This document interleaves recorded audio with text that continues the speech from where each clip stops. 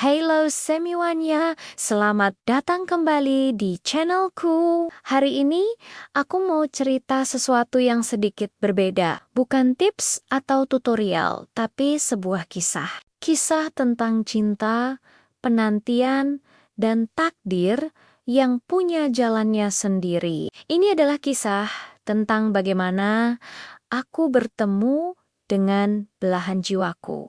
Setelah melalui jalan yang bisa dibilang sangat berliku. Semuanya dimulai di bangku kuliah.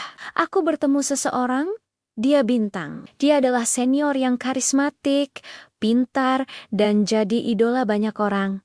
Termasuk aku. Singkat cerita, setelah melalui berbagai usaha pendekatan yang canggung khas anak kuliahan, kami akhirnya jadian. Rasanya seperti mimpi jadi kenyataan. Kami menghabiskan hari-hari kami bersama, belajar bareng, jalan-jalan, dan merajut mimpi untuk masa depan. Bagiku, dia adalah segalanya. Aku yakin sekali, dialah orangnya. Kami menjalani hubungan selama hampir 5 tahun. 5 tahun yang penuh warna. Ada tawa, ada tangis, ada pertengkaran kecil yang justru membuat kami semakin erat. Kami bahkan sudah mulai membicarakan tentang jenjang yang lebih serius setelah kami berdua mapan. Keluarga kami pun sudah saling mengenal dan memberi restu. Semuanya tampak sempurna, kan? Aku pun berpikir begitu, tapi seperti kata pepatah, hidup tidak pernah berjalan lurus. Setelah lulus, kami dihadapkan pada realita dunia kerja. Aku mendapat pekerjaan di kota kelahiran kami. Sementara Bintang mendapat tawaran beasiswa S2 di luar negeri. Sebuah kesempatan emas yang tidak mungkin dia lewatkan. Tentu saja, aku mendukungnya. Omi berjanji, ini hanya sementara. Jarak tidak akan memisahkan kita. Kita kuat. Awal-awal LDR, semuanya masih terasa normal. Kami rutin video call, saling memberi kabar, dan saling menyemangati. Tapi pelan-pelan, semuanya mulai berubah. Perbedaan waktu jadi kendala. Kesibukan masing-masing membuat komunikasi kami renggang. Dulu, kami bisa bicara berjam-jam. Sekarang, percakapan kami seringkali hanya sebatas "Lagi apa?" atau "Jangan lupa makan ya."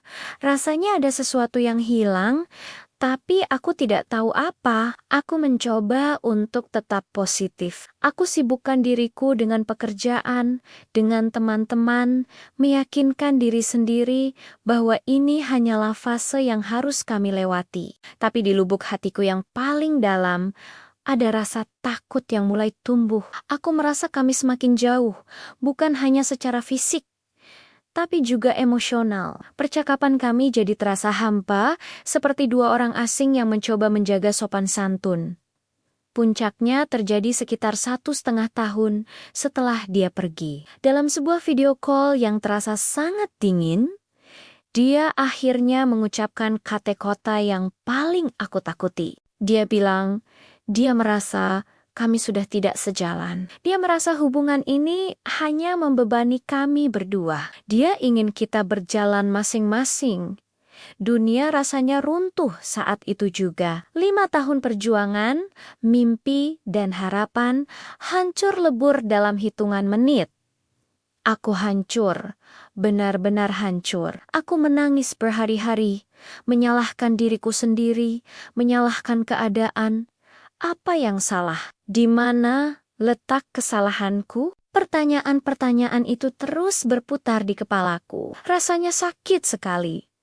Aku kehilangan arah dan semangat hidup. Aku menutup diri dari montimangku dan hanya menghabiskan waktu di kamar, meratapi nasib. Butuh waktu yang sangat lama untuk bangkit. Perlahan, aku mulai menata kembali kepingan hatiku yang berserakan. Aku fokus pada karierku, menekuni hobi-hobi baru, dan mencoba membuka diri lagi untuk bersosialisasi. Prosesnya tidak mudah. Ada kalanya aku masih teringat kenangan lama, dan rasanya sakit itu datang lagi. Tapi aku terus berjuang. Aku belajar untuk mencintai diriku sendiri terlebih dahulu. 2 tahun setelah perpisahan itu, aku merasa sudah jauh lebih baik. Aku sudah bisa menertawakan masa laluku dan bersyukur atas pelajaran yang aku dapat. Aku tidak lagi mencari-cari cinta.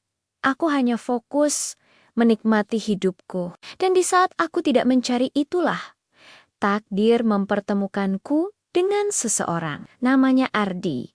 Lucunya, kami bertemu bukan di tempat romantis, tapi di sebuah acara workshop fotografi, hobi baruku.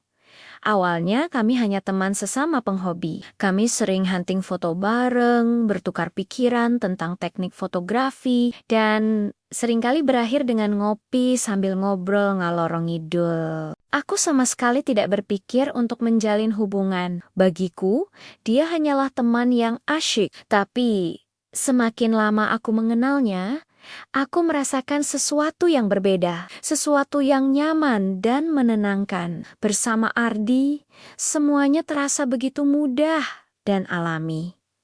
Tidak ada drama, tidak ada kepura-puraan. Kami bisa menjadi diri kami sendiri seutuhnya. Obrolan kami mengalir begitu saja, dari hal serius sampai hal paling konyol. Dia mendengarkanku dengan sabar saat aku bercerita tentang masa laluku, tanpa menghakimi. Dia memberiku ruang untuk tumbuh, sekaligus memberiku dukungan yang aku butuhkan. Aku sadar, cinta yang aku rasakan kali ini berbeda. Ini bukan cinta yang meladik-ladak seperti kembang api, tapi cinta yang hangat dan menenangkan.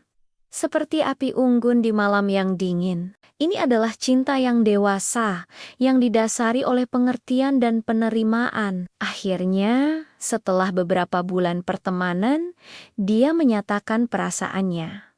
Dan tanpa ragu, aku menerimanya. Sekarang, aku di sini, duduk di samping Ardi, pria yang kini menjadi suamiku. Ya, kami sudah menikah 1 tahun yang lalu. Kalau aku menengok ke belakang, ke masa-masa sulitku dulu, aku tidak pernah menyangka akan berada di titik ini. Dulu aku pikir, hancurnya hubunganku dengan bintang adalah akhir dari segalanya. Ternyata, itu hanyalah sebuah babak yang harus aku lewati untuk sampai ke babak yang lebih indah. Kisahku mengajarkan satu hal.